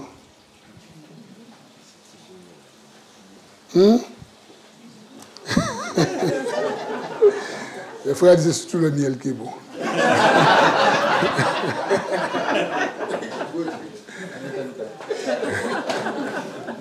Est-ce que vous êtes là avec moi? Il faut prendre son temps dans la démarche. La réparation. Des fois, lorsque l'épouse te demande, Doudou, est-ce que tu m'aimes? Comment tu sais pas que je t'aime? Si je me suis marié avec toi, c'est que je t'aime. Mais ça, ce n'est pas une réponse. Ce n'est pas une réponse. Parce qu'un moment arrive où il faut manifester l'amour. Un moment arrive où il faut s'asseoir pour expliquer des choses. Parce que l'autre a besoin de comprendre certaines choses. Un moment arrive où l'autre a besoin de comprendre pourquoi je réagis ainsi ou ainsi pour aller dans la réparation. Parce que ce qui est évident pour nous n'est pas évident pour l'autre. Et c'est important, mes bien-aimés. Premier R, repentance. Deuxième R, réparation.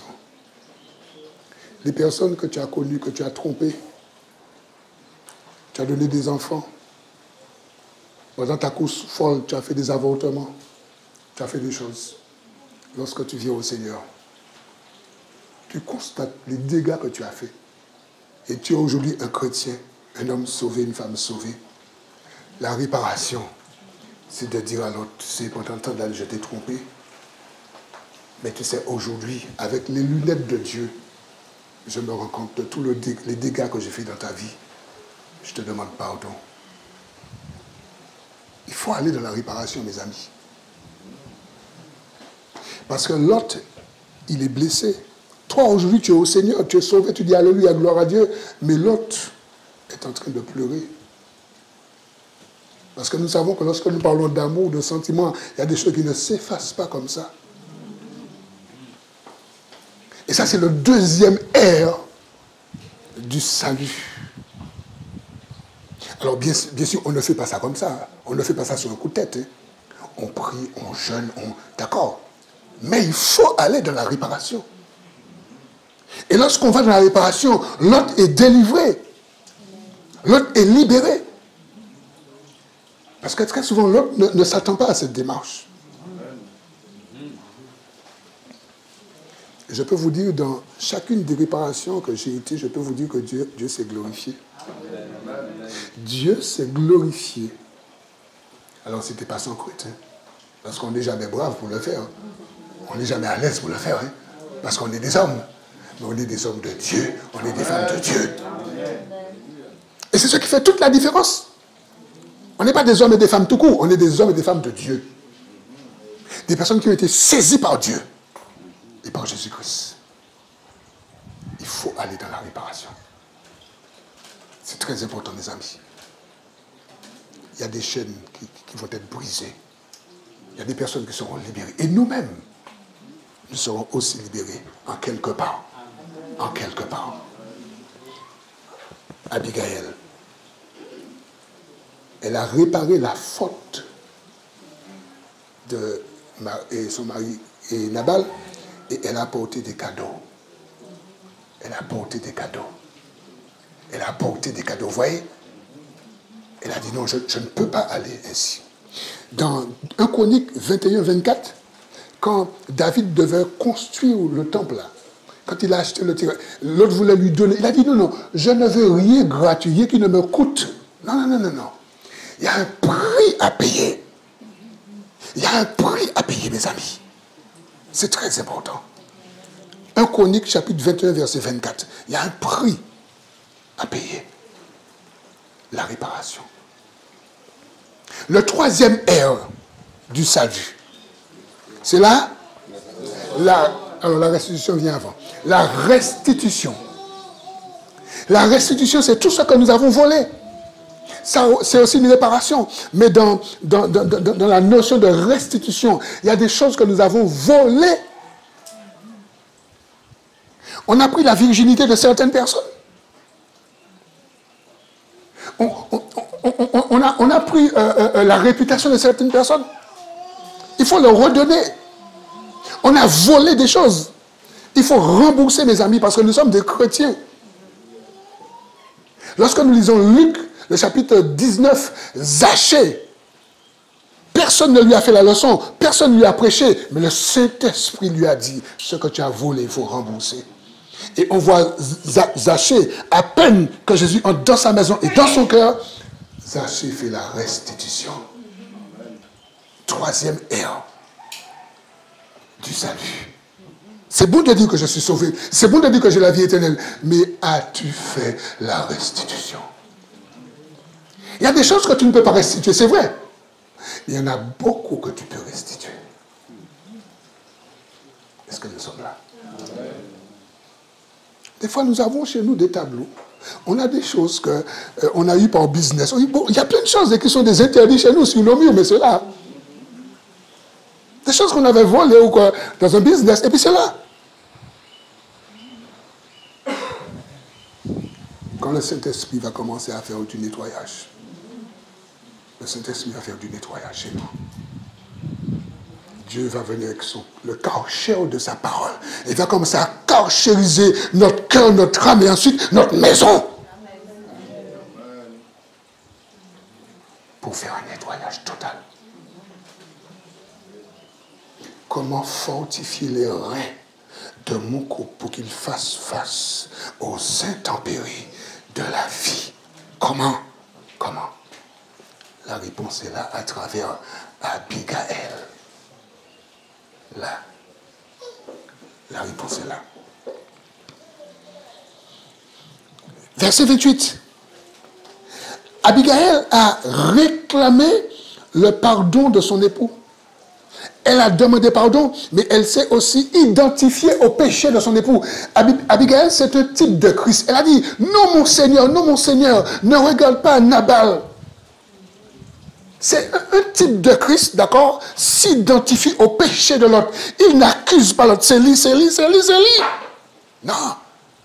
Abigail a dit, pardonne-moi mon Seigneur, pardonne-moi. Je ne savais pas comment mon époux. Tu vois, c'est un type de Christ.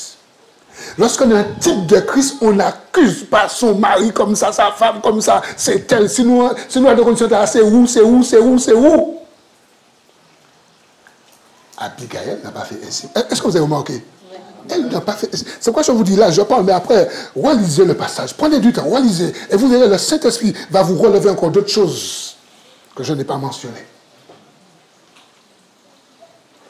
C'est très important. Elle a réclamé le pardon de son époux. Vous savez que lorsqu'on parle de pardon, il y a demander pardon. Il y a accepter le pardon. Il y a les deux. Je te demande pardon, mais je te pardonne. Je te pardonne. Avons-nous vraiment pardonné nos épouses, nos époux? Une chose qui s'est passée. Une infidélité qui s'est passée.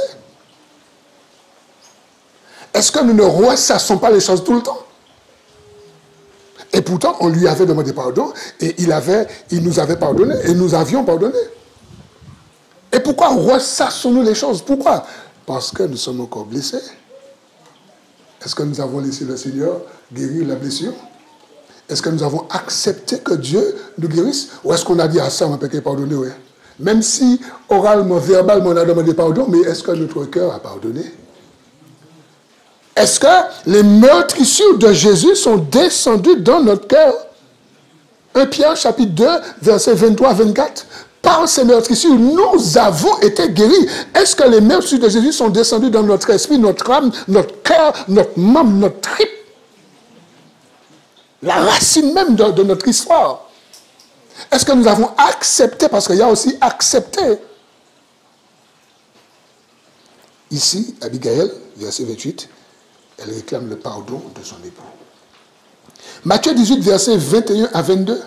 Matthieu 18, 21 à 22. Pierre dit Jésus, faut-il que je pardonne 7 fois? Il y a des personnes qui pardonnent 1 fois, 2 fois, 3 fois. À partir de 3 fois, il va commencer à tuer, frein à la vie, parce qu'il a dit. 3e fois. Alors Pierre vient, Pierre dit, est-ce que 7 fois, parce que la loi quelque part disait, mais Jésus qui arrive avec la grâce. Jésus dit, je ne te dis pas 7 fois, mais 77 fois multiplié par 7 fois, ça fait 490 fois dans 24 heures. C'est pas toute ta vie, non? Ah, tu penses que c'est toute ta vie? Jésus dit dans une journée, 77 fois, 7 fois qu'il faut pardonner ton frère, si à chaque fois il vient t'offenser. Pierre doit sortir la fatigué. Parce qu'il pensait que c'était 7 fois. Et des fois, lorsque notre époux, notre épouse nous a offensé 4 fois, 5 fois, on lui dit ça. 2 n'est pas trop, mais 3, c'est embarrassant. Terminé. Est-ce que nous sommes là? Que Dieu, dans sa grâce, que l'amour de Dieu, qui puisse nous pénétrer. C'est très important.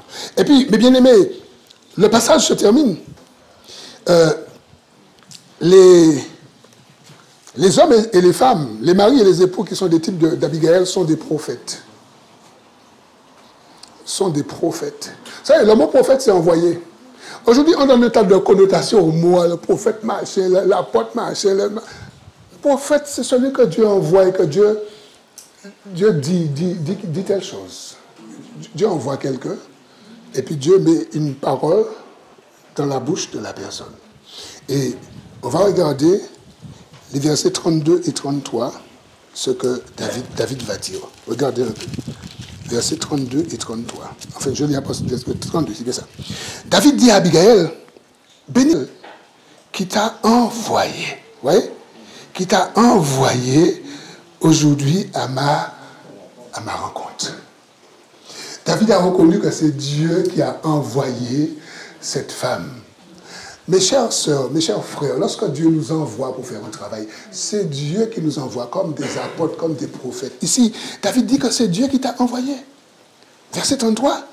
Béni soit ton bon sens et béni sois-tu.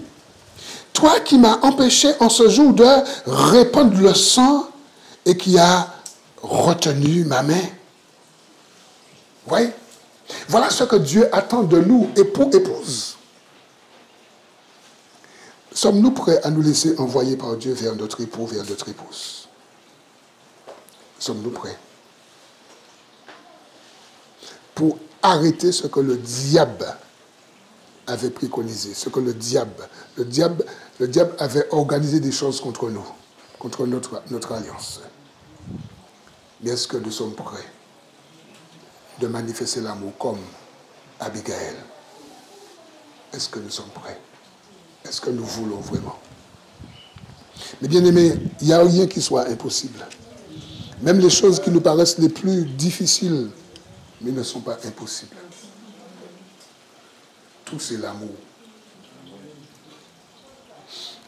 Pour terminer,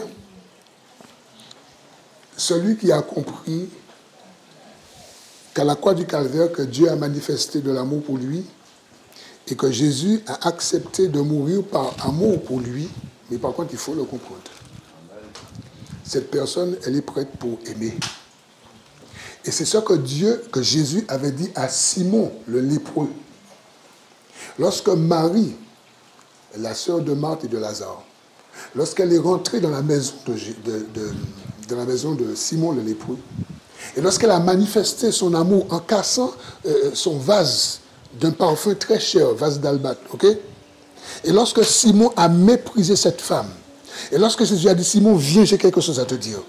Et lorsque Jésus va expliquer à Simon la démarche de Marie, Jésus va dire quelque chose à Simon. Jésus va dire, Simon, écoute, tu sais pourquoi tu n'as pas agi avec hospitalité envers moi? Parce que toi, dans ton cœur, tu es ton propre juste. Tu penses que tu n'as pas beaucoup de péchés.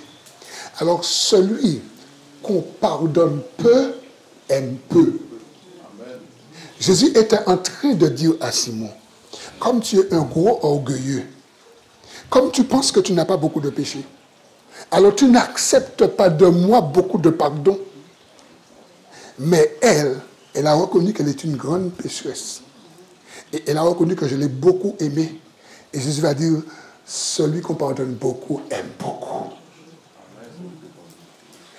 Marie avait reconnu que chez Simon, le lépreux, Jésus, celui qui pardonne, était là. Mes amis, lorsque nous avons compris que Jésus nous a vraiment aimés et que nous avons reçu cet amour, nous sommes prêts pour pardonner, quelle que soit la faute. Quelle que soit la faute. Et même si ça serait un adultère, quel que soit, je ne suis pas en train d'encourager de faire adultère. Vous n'avez pas dit frère Micordi. Autant de ça frère dit. C'est pas ça frère dit. Bon.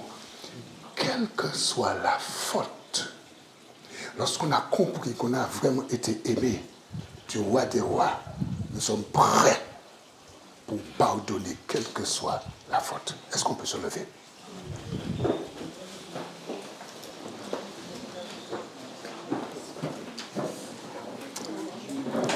Alléluia.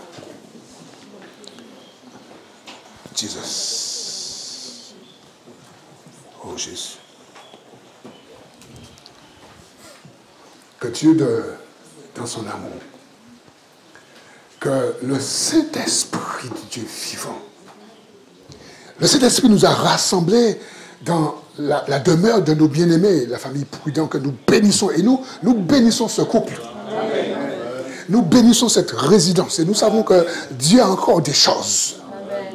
Que le Saint-Esprit de Dieu, qu'il nous touche chacun de nous. Et comme il avait dit au départ, là où l'endroit où il nous avait jamais touché et qui nous a touchés, ne résistons pas. Parce que des fois, nous résistons au toucher. Mais il y a aussi la doctrine du toucher dans les évangiles. Et lorsque les gens avaient compris que lorsque Jésus touchait, il se passait des choses. On nous dit dans les versets que les gens amenaient leurs enfants pour que Jésus leur touche. Laissons le Seigneur nous toucher notre couple, toucher notre alliance. Nous toucher là où ça nous fait mal. Là où ça nous fait mal, il y a quelque part où nous avons mal. Il y a quelque part où on avait dit jamais je ne laisse personne toucher. Dieu veut te toucher, le Saint-Esprit veut te toucher. Peut-être que ça te fait mal, mais c'est un mal qui va te guérir. Amen. Et nous crions à Dieu, nous crions à Dieu pour qu'il nous touche. Pour qu'il touche notre épouse, notre époux. Pour qu'il touche nos enfants, pour qu'il touche notre patrimoine, notre maison, et je parle de maison physique, notre maison, pour qu'il ouvre nos yeux, pour qu'il nous montre des choses dans notre maison, dans nos maisons, qui sont interdites, qu'il nous révèle des choses, car à l'issue de ce séminaire, que le Saint-Esprit nous parle, et que chaque personne se décide pour obéir au Saint-Esprit, pour obéir à Dieu. Là où nous disions que c'était impossible, nous bannissons ce langage au nom de Jésus-Christ de Nazareth. Et nous disons que tout est possible à celui qui croit. Et nous disons que moi je crois. Amen. Je crois que c'est possible. Et nous nous levons contre le diable. Nous nous levons contre les démons. Nous nous levons contre les portes même de l'enfer. Parce que Jésus avait dit à Pierre, dans Matthieu 16, 18, Pierre, sous ta foi, je bâtis mon église et les portes de l'enfer ne prévaudront point contre elle. Au contraire, c'est toi, tu vas repousser les portes de l'enfer et tu vas agrandir l'espace du royaume de Dieu. Amen. Et que nos couples, les bien-aimés, que les époux et les épouses, que nous puissions recevoir de Dieu cette victoire. Là où on n'avait jamais touché. Là où on ne laissait personne toucher. On dit Seigneur, touche-moi. Quelqu'un dit Seigneur, touche-moi. Mais attends, ne sois pas pressé. Hein. Réfléchis, regarde où. Et dis Seigneur, touche-moi là. Tu dis de te toucher là. Tu sais où. Les gens qui pratiquent le yoga, les gens qui pratiquent toutes sortes de sciences, ça se passe surtout vers Orient, mais c'est arrivé en Europe, ça fait longtemps. On vous montre tous les points sensibles, et lorsqu'on vous touche, par un toucher, on peut vous rendre handicapé. Par un toucher, on peut vous donner une certaine guérison. Laisse le Seigneur te toucher. Dis au Seigneur, touche-moi là, là. Là, exactement là, touche-moi là. J'ouvre mon cœur là. Touche-moi, descends. Parce que j'en ai marre de moi dans ce domaine. Je te livre ce domaine. Soyons vrais, mes bien-aimés. C'est un couple, soyons vrais. Soyons vrais. Reconnaissons que dans tel domaine, nous sommes insupportables, tel domaine. Et le Seigneur sera d'accord pour commencer une déconstruction. Une déconstruction. Une déconstruction. C'est très important. Parle encore, mon frère. Mon frère, parle encore. Ma soeur, parle. N'hésite pas de parler. Parle. Dis au Seigneur. Dis-lui. Ça fait tant d'années, j'avais été touché là. Ça fait tant d'années, mon père m'avait touché, ma mère m'avait touché, mon frère m'avait touché. Et je suis insupportable dans mon couple parce que ça fait 54 ans, ça fait 25 ans, quand j'avais 6 mois, quand j'avais 10 ans, j'ai été touché tel endroit. Et je ne l'ai dit à personne, mais aujourd'hui, Seigneur, touche-moi. Parce que je veux sortir de ce séminaire guéri. Dis-le lui encore. Dis-le lui encore, mon frère. Oh Jésus. Oh Jésus. Le Dieu que nous servons, il est bon, il est amour. Le Dieu que nous servons, c'est un Dieu sauveur, mais c'est un Dieu papa. C'est un papa qui aime. C'est un papa rempli de douceur, rempli de bonté, rempli de miséricorde. Et il est dit de ce papa, dans la bouche de Michée au chapitre 7, verset 18, « Quel Dieu est comme toi qui pardonne le péché de son peuple et qui oublie, et qui jette, qui met sous ses pieds et qui jette au fond de la mer et qui oublie. » Soyons à l'image de ce Dieu. Il est dit que soyez les imitateurs de Dieu comme des enfants bien-aimés à l'exemple de Christ. Et lorsque nous imitons Dieu, et bien lorsqu'on nous a fait du mal, lorsqu'on a pardonné, on ne s'en souvient plus. Parce que Dieu ne se souvient plus de nos péchés. Alors nous ne faisons pas de plongée sous-marine pour redescendre au fond de la mer, pour reprendre le péché et pour représenter à notre épouse ou à notre époux. On ne fait plus ça. Parce qu'on a été recréé en Christ. On est à l'image de Christ. Et étant à l'image de Christ, à l'image de Dieu, on fait comme Dieu. Quand Dieu pardonne, c'est fini. Quand Dieu pardonne, c'est oublié. Quand Dieu pardonne, Dieu ne revient pas dessus. Et là, aujourd'hui, je reçois la guérison par rapport à telle chose ou telle chose. Je reçois la guérison. Et j'accepte que cette blessure, cette maladie, qu'elle est au fond de la mer. Au nom puissant de Jésus-Christ de Nazareth. Je reçois ma guérison. Je reçois la guérison de mon couple. Je reçois la guérison de mon épouse. Je reçois la guérison de mon époux. Je reçois la guérison. Je confesse cette guérison. Et je dis à Satan, tu es dans la honte. Je dis à Satan, tu es confus. Je dis à Satan, ton séjour illégal prend fin dans mon couple. Je dis à Satan, c'est fini pour toi. Alléluia. Oh Jésus. Oh Jésus. Saint-Esprit, descend encore dans l'espace de nos couples. Envoie encore le vent, ton vent même qui rafraîchit. Souffle encore, Seigneur, dans nos couples. Souffle encore, Seigneur Jésus. Souffle encore. Nous t'en supplions, Père. Nous t'en supplions. Passe dans les rangs, passe dans les rangs, passe dans les rangs, passe dans les rangs. Touche-moi, touche-moi, touche mon épouse et touche les couples. Touche-nous encore, Seigneur. Nous sommes là et que nos enfants puissent en bénéficier. Dans le nom de Jésus-Christ de Nazareth. Afin que ton église soit forte. Afin que ton église soit restaurée, afin que ton église soit guérie, afin que ton église soit restaurée, guérie dans le nom de Jésus-Christ de Nazareth. Et afin que le dernier air, la restauration, afin que la restauration s'opère dans nos couples, dans nos vies. Afin que nous puissions dire comme David, l'Éternel est mon berger, il ne me manque de rien, il restaure mon âme. Mon âme est restaurée. Et parce que mon âme est restaurée, je suis prêt pour restaurer les autres.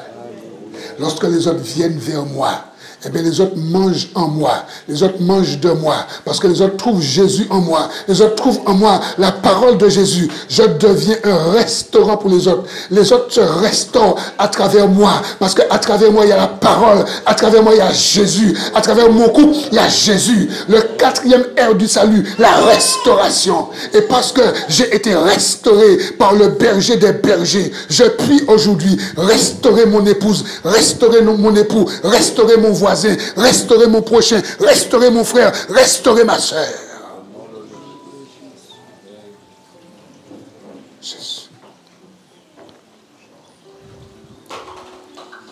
Jésus. Oh Seigneur, passe encore, Seigneur, touche. Alléluia. Plonge-nous. Plonge les couples. Plonge-nous encore, Seigneur. Plonge-nous encore, Seigneur. Nous ne voulons pas repartir, Seigneur, comme nous sommes arrivés.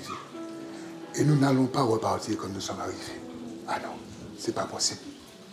C'est pas possible, cet esprit. C'est pas possible que nous repartions comme nous sommes arrivés. C'est pas possible. Après ces 3 jours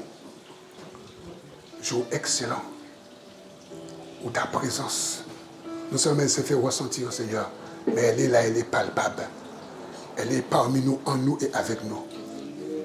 Plonge-moi, plonge-moi encore, plonge-moi, plonge mon frère, plonge ma soeur. Merci parce que nous sommes des types d'Abigail. Nous sommes des types d'Abigail. Merci Seigneur. Merci Seigneur. On va le chanter. Plonge-moi dans ta rivière d'amour. Plonge mon couple dans ta rivière d'amour. Plonge mon couple dans la piscine de ton sang. Plonge-moi dans la piscine de ton sang. Ce sang qui a coulé à la croix du calvaire, la piscine de ton sang, ce sang qui restaure, ce sang qui nourrit, ce sang qui lave, ce sang qui purifie, ce sang qui guérit. Plonge-moi dans ta piscine d'amour. Plonge-moi, plonge-moi, plonge-moi. Chantons à l'unisson. Plonge-moi dans ta rivière d'amour. Plonge mon esprit dans les profondeurs de ta joie. Inonde le désert de mon âme par la douce pluie du ciel. Plonge-moi encore.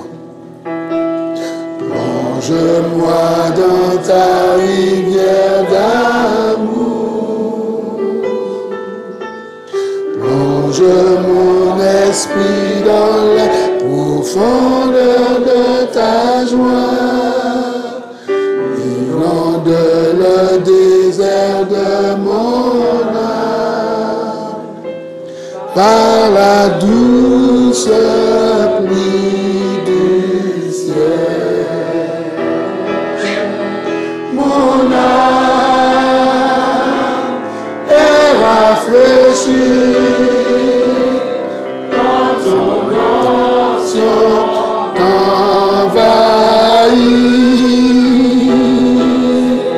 Je suis restauré, guéri quand ton onction m'envahit. Chante encore. Mon âme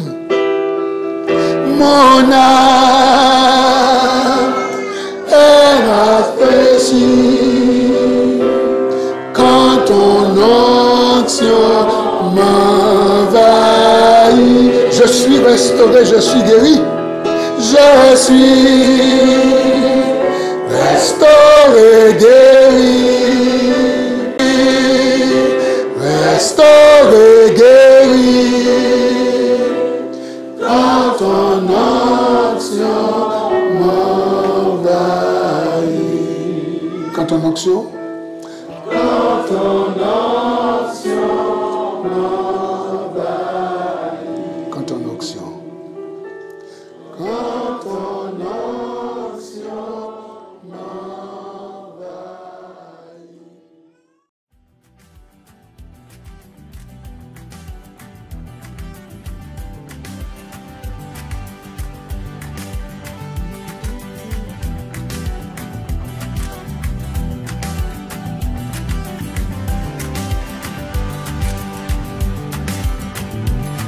Moi-même qui pas rien, yon égaré qui pas connaît côté le parler. Moi-même qui pas rien, pour ramasser moi et on fait moi vie petit bon Dieu.